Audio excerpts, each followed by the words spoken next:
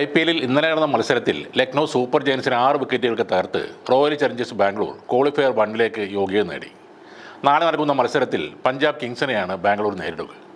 മത്സരം തോറ്റാലും എലിമിനേറ്റർ ജയിച്ചു വരുന്ന ടീമിനെ തോൽപ്പിച്ചാൽ ഫൈനലിലെത്തും. അതായത് 2 ജയത്തിൻ്റെ ദൂരം മാത്രമാണ് ഇനി കിരീടത്തിലേക്കുള്ളത്. IPL-ലെ തുടക്കം മുതൽ റോയൽ ചലഞ്ചേഴ്സിന് വേണ്ടി കളത്തിലിറങ്ങുന്ന വിരാട് കോഹ്ലി എന്ന മഹാപ്രതിഭയ്ക്കുള്ള സമ്മാനം കൂടിയാകും ഈ കിരീടം. IPL-ലെ ചരിത്രം പറയുമ്പോൾ വിരാട് കോഹ്ലിയുടെ മറക്കാനാകാത്ത കഥ കൂടി അതിൽ പെടുന്നുണ്ട്. 2006 ഡിസംബറിൽ കോഹ്ലി തൻ്റെ ഫാമിലിക്ക് നൽകിയ വാഗ്ദാനമായിരുന്നു ഇന്ത്യൻ ടീമിന് കളിക്കുക എന്നത്. കാരണം അദ്ദേഹത്തിൻ്റെ അച്ഛൻ്റെ ഏറ്റവും വലിയ ആഗ്രഹമായിരുന്നു അത്. അന്ന് 18 വയസ്സുള്ള കോഹ്ലി കർണാടകയ്ക്കെതിരായി രഞ്ജി ട്രോഫി മത്സരത്തിൽ ഡൽഹിക്ക് വേണ്ടി കളിക്കുകയായിരുന്നു.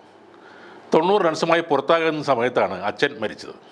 അച്ഛൻ്റെ ആഗ്രഹമായിരുന്നു താൻ ക്രിക്കറ്റ് കളിക്കണമെന്നത്. അതിനാൽ സംസ്കാര ചടങ്ങുകൾ കഴിഞ്ഞ ശേഷം പിറ്റേന്ന് ഡൽഹിക്ക് വേണ്ടി കോഹ്ലി വീണ്ടും ബാറ്റ് ചെയ്യാനെത്തി. 5 മണിക്കൂർ നീണ്ടുനിന്ന ഇന്നിങ്സ് അവസാനിച്ചത് 90 റൺസ് നേടിയിട്ടാണ്. എന്നാൽ 2008-ലെ ആദ്യത്തെ IPL താരലേലത്തിൽ വലിയൊരു അവഗണന തന്നെ നടന്നു. രാജ്യാന്തര താരങ്ങളും ആഭ്യന്തര താരങ്ങളും ലേലത്തിൽ പോയതിന് പിന്നാലെ ആ വർഷം നടന്ന അണ്ടർ-19 ലോകകപ്പിൽ ജേതാക്കളായ ഇന്ത്യൻ ടീമിലെ അംഗങ്ങളെ ലേലത്തിൽ ഉൾപ്പെടുത്താൻ സംഘാടകർ തീരുമാനിക്കുന്നു. നേരിട്ട് ലേലം നടത്താതെ ഓരോ ടീമിനും ഇഷ്ടമുള്ള താരത്തെ അടിസ്ഥാന വിലയ്ക്ക് എടുക്കാൻ അവസരമുണ്ടായിരുന്നു. ലോകകപ്പ് നേടിയ ടീം ക്യാപ്റ്റനായ വിരാട് കോഹ്ലി എന്ന ഡൽഹിക്കാരൻ പയ്യനെ ഡൽഹി ഉറപ്പായും സ്വന്തമാക്കും എന്നായിരുന്നു എല്ലാവരും കരുതിയത്. എന്നാൽ ടീമിൽ ആവശ്യത്തിന് ബാറ്റർമാർ ഉണ്ടെന്നും അതിനാൽ ഒരു പേസ് ബോളറെയാണ് തങ്ങൾക്ക് വേണ്ടതെന്നും തീരുമാനിച്ച ഡൽഹി കോഹ്ലിക്ക് പകരം കണ്ടെത്തിയത് പ്രതീക് സാങ്വാൻ എന്ന ബൗളറെയാണ്.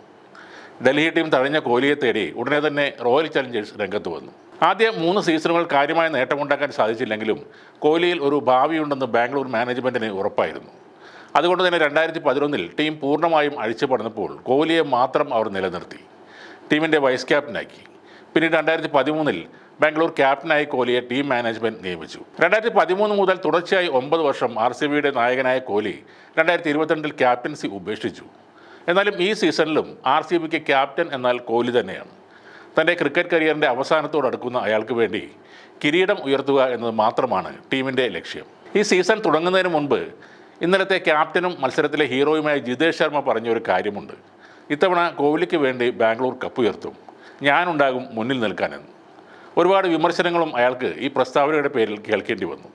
പക്ഷേ അതിനെല്ലാം കാറ്റിൽ പറത്തിക്കൊണ്ട് ഇന്നലെ ജിതേഷ് ശർമ്മ IPL ചരിത്രത്തിലെ തന്നെ മനോഹരമായ ഒരു ഇന്നിങ്സ് കളിച്ചിരുന്നു. IPL ചരിത്രത്തിലെ ഏറ്റവും വലിയ 3ാമത്തെ റൺ ചേസ്, അതും 8 പന്തുകൾ ബാക്കി നിർത്തിക്കൊണ്ട്.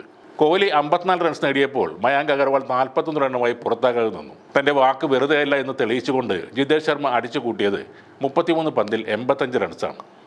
വരാനിരിക്കുന്ന മത്സരങ്ങളിലെ എതിരാളികൾക്കുള്ള ഒരു മുന്നറിയിപ്പ് കൂടിയാണത്. IPL ചരിത്രം നോക്കിയാൽ ഒരേ ഒരു കളിക്കാരൻ മാത്രമേ ഒരൊറ്റ ടീമിന് വേണ്ടി മാത്രം എല്ലാ സീസണും കളിച്ചിട്ടുള്ളൂ.